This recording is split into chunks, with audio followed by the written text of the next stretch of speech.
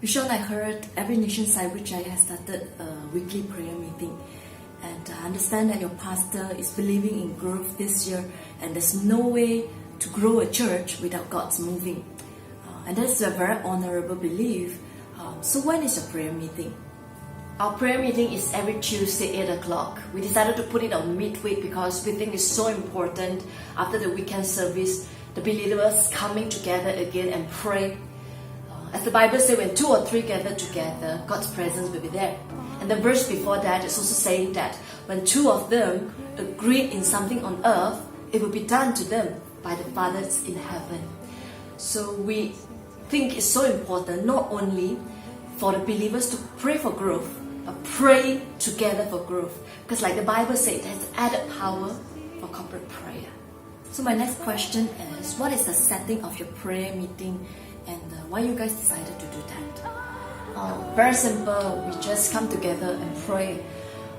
What we don't want is to be like a town hall meeting and someone tells us that issue, something to pray for, and then someone in power is trying to solve the problem. In our case, maybe solve the problem by praying for them. We just want to encourage everyone to pray their problem and pray their issues instead of telling everyone else to pray for them. Because we think if your problem is too small for you to pray for yourself, then there's no power if someone else is praying for you. At the same time, we don't want to encourage the church just to gossip around about your own issue. Just tell the whole world, which the first person you should tell is God. So we encourage people to just sit down and pray for our own issue. And whoever in the prayer meeting has the same burden to pray for you, and they will pray for you. And that's what we have mentioned previously. It's added power in agreement. And in our prayer meeting, we encourage people not only to pray for our own issue, though there's a room for that because we believe God is our provider, He's Jehovah Nissi, He's our banner. But we want to raise our prayer meeting to another level of intercession to have a bigger coverage for nations, for unbelievers, for the saints, for the sinners, and also for church leadership. So the interview is coming to an end.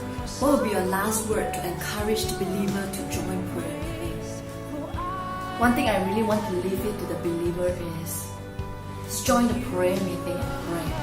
Because there's so much to believe in, so much to expect, so much to wait upon from the Lord.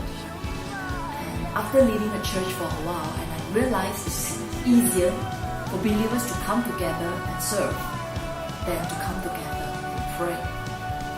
And what I observe is also praying people will eventually serve, but serving people may not eventually pray.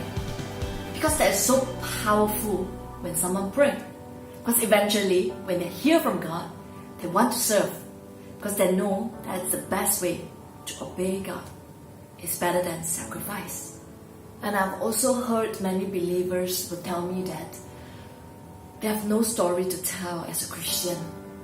I feel that's because we have not prayed earnestly enough to seek God and to believe that God will transform us eventually, to stand for something, to have conviction, and eventually you have many stories to tell. So let's together pray until something happens. Pray and wait upon the Lord. Many people ask me, will God answer our prayer? And my answer to them is, prayer itself is the answer.